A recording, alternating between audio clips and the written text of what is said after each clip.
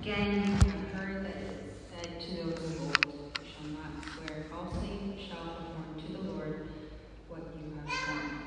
But I say to you, do not take an oath at all, either by heaven, for it is the throne of God, or by the earth, for it is his footstool, or by Jerusalem, for it is the city of the great king. And do not take an oath on your head, for you cannot make one hair white or black.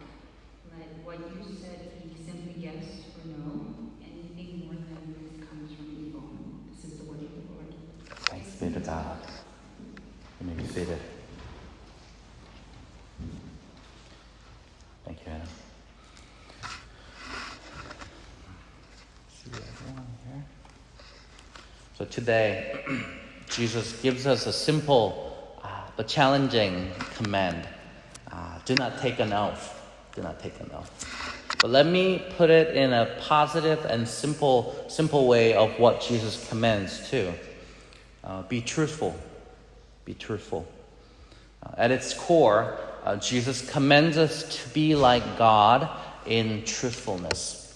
Jesus commands us to be like God in our truth telling.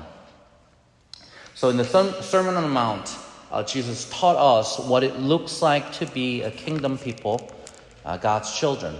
And then previously, Jesus gave the principles of the kingdom and taught us how to embody the law and the prophets, which he fulfilled already. He expounded on the idea by referencing the law regarding prohibition of murder, adultery, and divorce. But today, Jesus referenced the law regarding oath-taking. Oath-taking. Oath-taking sounds outdated, right? Like something from a bygone culture, but still today we practice it. Some of us may have said yesterday, "I swear," blah blah blah. I swear on my mother's grave. That's a common phrase. I cross my heart and hope to die. I actually looked it up, but if you're an Australian or New Zealander, you might have said "bloody oath I am," to make an emphatical exclamation of the truth you are telling. For a serious matter, though, we take an oath as a witness in the trial or hearing. Federal governors take an oath of office, recite the oath, and swear allegiance to uphold the constitutions. So why make such a big deal about oath? Why harp on this perfectly common and natural way to converse and express? Is Jesus taking our freedom of speech? But let me also ask ourselves this question. Are we true to our words? Have we kept our promises to others? Jesus commands us to be honest, consistent, and trustworthy in our words, that there's no need for swearing or providing anything further than your words. In other words, Jesus commands us to be like God in our truth-telling. So let's look at the message in threefold. First, Jesus is commanding us not to take an oath. Verse 33 to 36. Verse 33, Jesus says, "You have heard that it was said,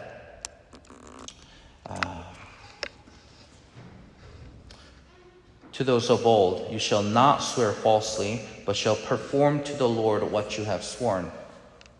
This refers back to the Old Testament law. In the law, people were allowed to make an oath in God's name, but only if they kept them.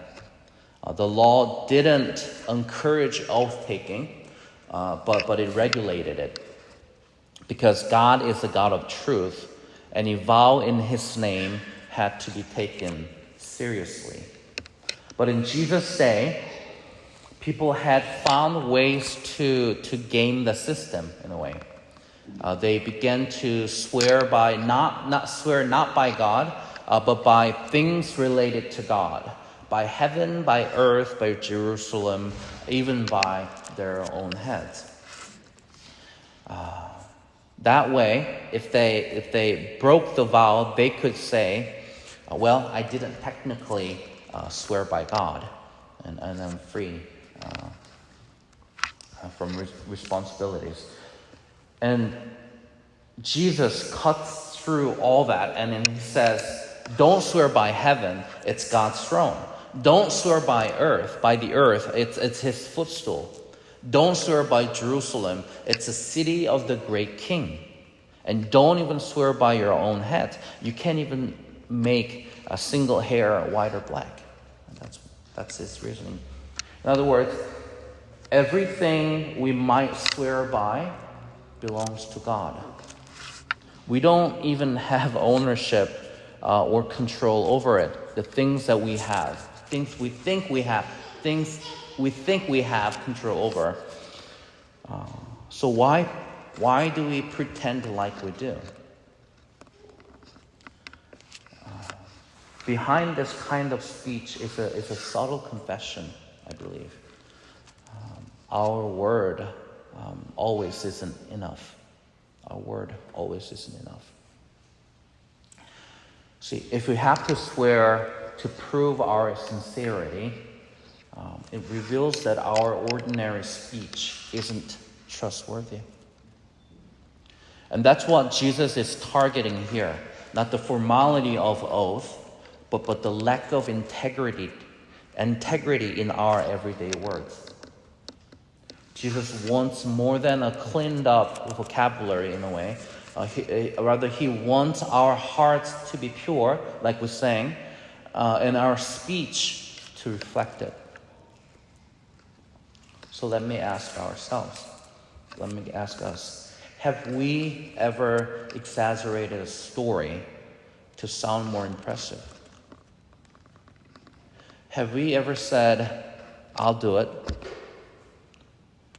knowing we had no intention to follow him through? Have we ever added just a little twist to a conversation to make ourselves look better or someone else look worse?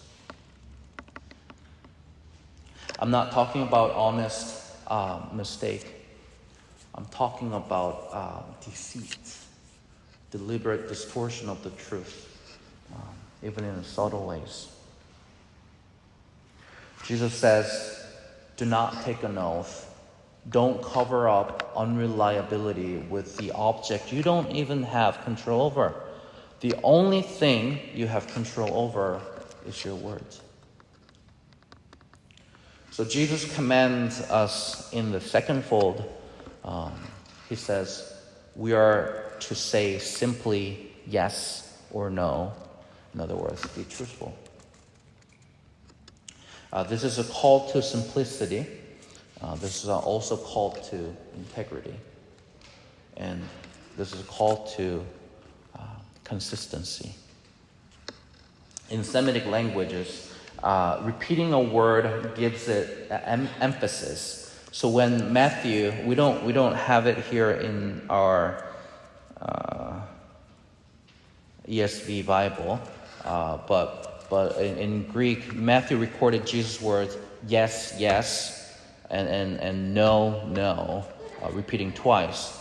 He's saying, let your yes be a real yes, and let your no be a firm no. In other words, don't dress it up. Don't cover it with fluff. Just tell the truth. And only the truth. Jesus adds, anything more than this comes from evil. Why? Because when we begin adding layers to our speech, promises, swears, dramatic emphasis, it often reveals a desire to manipulate, exaggerate, or even self-protect. But God's people don't manipulate. God's people speak truthfully because we follow a God of truth. So what does it look like practically? Well, it means when we make a promise, we keep it. When we say we'll do something, we do it. When we commit to a time, we show up. When we explain ourselves, we don't inflate or distort the story. It means we stop using words as tools for our self-images. We speak not just to be heard, but to be true. Some of us, and I'm convicted with this, but I think some of us over-explain to impress. And some of us also, others, minimize to avoid responsibilities. But Jesus says, cut through this noise. Speak plainly and speak honestly. Say yes when you mean yes. Say no when you mean no. That's a mark of someone whose heart is aligned with God and not with evil. So far he said, don't take an oath because you don't have control over anything but your own word. And let your yes be yes and no be no. Be truthful because you are God's people who is a God of truth. And third and lastly, we come to the heart of this command of Jesus. We are to be like God in our truth-telling. We are to be like God in our truth-telling. Ultimately, this command about oath-taking it is not about good manners. It's about being like God. The God we worship does not lie. He's always true. And Numbers 23 verse 19 says, God is not man that he should lie, or a son of man that he should change his mind. Has he said and will he not do it? Or has he spoken and will he not fulfill it? God keeps every promise. Every word he speaks is reliable. When God says, I'll never leave you nor forsake you to the Israelites, he meant it. When Jesus said, I'm the way, the truth, and the life, we can believe him, his words, because his words stood the test of time. His words was his bond. His word was his promise. Think about that. And he calls us to follow his footsteps. Ephesians chapter 4, verse 24 to 25 says, and to put on the new self, created after the likeness of God in true righteousness and holiness. Therefore, having put away falsehood, let each one of you speak the truth with his neighbor, for we are members one of one another. Why do we need to speak the truth and only the truth with our neighbors? Because truth-telling is godlike. I have another story.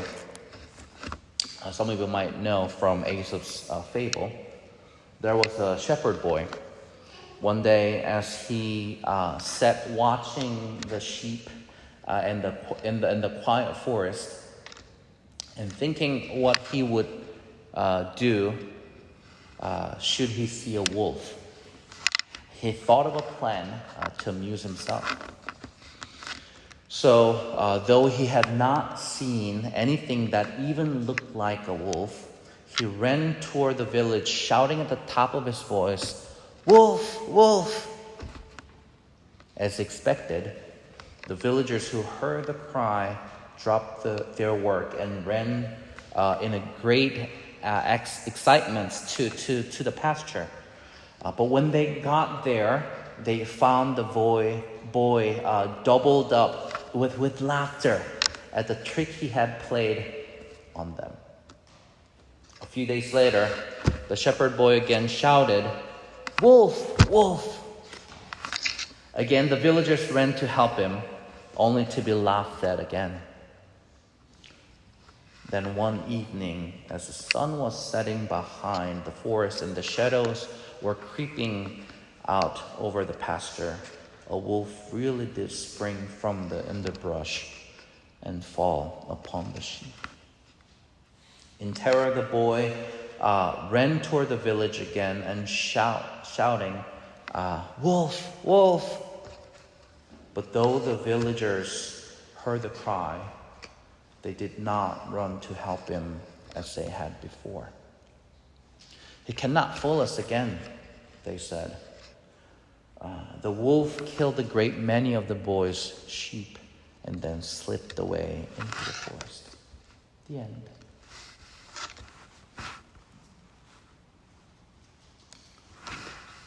One little lie cost him everything. When trust is broken, it is hard to restore. But the truth builds relationships. Truth could have saved the shepherd boy's flock. See, speaking the truth to one another matters. When we lie, when we exaggerate, or hide behind words, we reflect our enemy, the father of lies. But when we, my friends, speak with clarity, humility, honest and integrity, we reflect our Father in heaven. So ask yourself, what does your speech reveal about your heart and your Father in heaven? Are you reflecting God in the way you speak? So God's command, Jesus' command is clear. Be like God in truthfulness. If we take this command seriously in the Sermon on the Mount, it will change our conversations. We will stop puffing up our words. We'll stop covering up our failures. We'll stop manipulating others with flattery or exaggeration. Instead, we'll speak the truth, humbly, clearly, and with integrity. Are we trustworthy? Do people believe us when we speak? Can our yes be taken as yes? Can our no be heard without suspicion? Jesus calls us to be people of truth because we follow the one who is the truth. So let's live in such a way that we don't need oath or promises to prove ourselves. Let our lives so shaped by God's truthfulness so that our words become our bonds and our words become our promises. Be like God in truthfulness, my friends. In response, can we all pray? Rise and pray.